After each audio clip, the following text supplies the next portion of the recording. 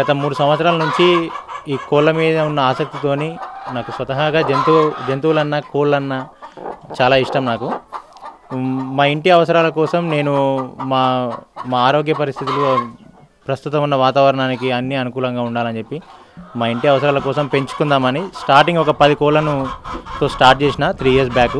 సరే ఎక్కువ పెంచి ఇంకా వీటి మీదనే అదనపు ఆదాయం పొందాలన్న ఆలోచనతోటి కోళ్ళని ఇంకా వృద్ధిపరిచి ఇంకా చాలా చేసి ప్రస్తుతం మా దగ్గర 500 నుంచి 600 కోళ్ళు ఉన్నాయి.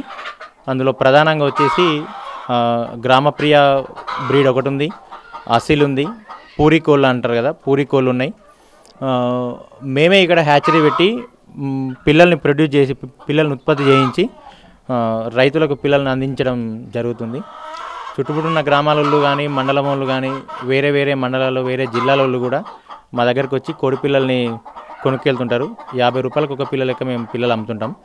5 డేస్ మేము ఉంచుకొని బ్రూడింగ్ ఇట్లా ఇచ్చి వ్యాక్సినేషన్ వేయించి 50 రూపాయలకు ఒక పిల్ల లెక్క మేము రైతులకు అందిస్తుంటాం. నాకున్న ఆసక్తి ఏంటంటే ప్రధానంగా మా రైతులు జనరల్గా ఏం ఆలోచిస్తారంటే వ్యవసాయం అంటే ఓన్లీ వరి ఏదైనా కూరగాయలు ఇలాంటి పండించే దాని మీదనే ఆధారపడతారు. సరే ప్రస్తుతం ఉన్న పరిస్థితుల్లో రైతులు వ్యవసాయాన్ని కూడా కమర్షియల్ వేలో ఆలోచించి ఒక దాంట్లో కాకుండా ఒక దాంట్లో వస్తుంది అన్నట్టుగా వరి పెట్టినాం, వర్షాలు పడో లేకుంటే వాతావరణం అనుకూలించకనో రోగాలు వచ్చో ఒరేమన్నా పోయినా కూడా వేరే దాంట్లో నిలదొక్కుకోగలగాలి రైతు అనేవాడు. 4 రకాలుగా ఆలోచించి సరే కొన్ని కోళ్ళు, కొన్ని వ్యవసాయానికి అనుబంధంగా కోళ్ళ పరిశ్రమ ఉంటుంది, మేకలు ఉంటాయి, గొర్రెలు ఉంటాయి, పశువులు ఉంటాయి. ఎవరెవరికి ఏ రంగంలో అయితే ఇంట్రెస్ట్ ఉంటుందో, ఏ రంగంలో అయితే వాళ్ళకు రాణించగలుగుతాం అనుకుంటారో ఆ రంగాన్ని వాళ్ళు ఎంచుకొని వ్యవసాయానికి అనుబంధంగా వేస్తే కొంత చేదోడు వాదోడుగా రైతుకు కొంత ఆర్థికంగా పరిపుష్టి చెందే రైతు నిలదొక్కోగలుగుతాడు. నేను ఈ కోళ్ళకు ప్రత్యేకంగా దానా ఏమి కొనుక్కొచ్చి చేసేది ఏమి ఉండదు.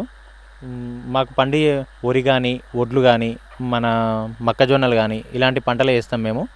అందులో కొంత కోళ్ళ గురించి వదిలేసి మిగతాది మార్కెటింగ్ చేసుకుంటాం. ఈ వరి ఒడ్లు మక్కలు వీటితో పాటుగా బయట తిరిగే పురుగు ఊసి మన చెదలు గడ్డి అలాంటివి తిని కూడా కోళ్ళు ఆరోగ్యంగా పెరుగుతాయి. వీటికి వాటర్ కూడా ప్రత్యేకంగా మనము ఏదో పెట్టి ఇవ్వాల్సిన అవసరం లేదు. మీకు కనిపిస్తున్న ఆ కుంటలోనే ఆ మడ్లలో లేకపోతే ఒరిషన్లో ఉండే వాటరే అవి తాగి వాటికి న్యాచురల్గా మనకున్న పరిస్థితుల్లో మనకు ఎలాంటి ఫీడ్ కాస్ట్ లేదు, ప్రత్యేకంగా మనుషులతో కూడా చేయించే పని కూడా లేదు. నేను సొంతంగా మనం చేసుకునే పనే. ఒక రైతు తనంతట తాను వేరే వ్యక్తి మీద ఆధారపడకుండా మించుమించు దాదాపుగా ఒక 1000 కోళ్ళ వరకు పెంచుకోనికి ఈజీగా అవకాశం ఉంటుంది. నాకున్న పరిస్థితుల్లో మనము ఈ కోళ్ళది ఎట్లుంటుందంటే ప్లేస్ ఎంత కంజెస్టెడ్ అవుతుంటుందో అంత ఫీడ్ కాస్ట్ పెరుగుతుంటుంది.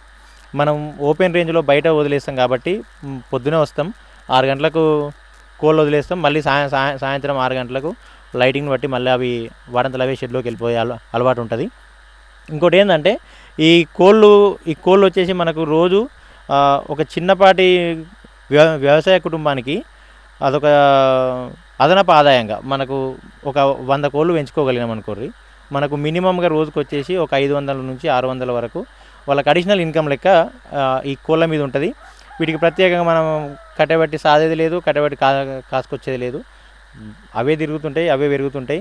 కేవలం వాటికి మనం భద్రత కల్పిస్తే చాలు.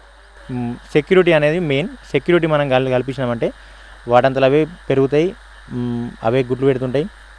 మళ్ళీ ఉత్పాదక శక్తి కూడా కోళ్ళను మనం గుడ్లు తీయకపోతే అవే పిల్లలు చేసి మళ్ళీ మనకు ఆ రకంగా కూడా పిల్లలను ఇస్తుంటాయి మనకు.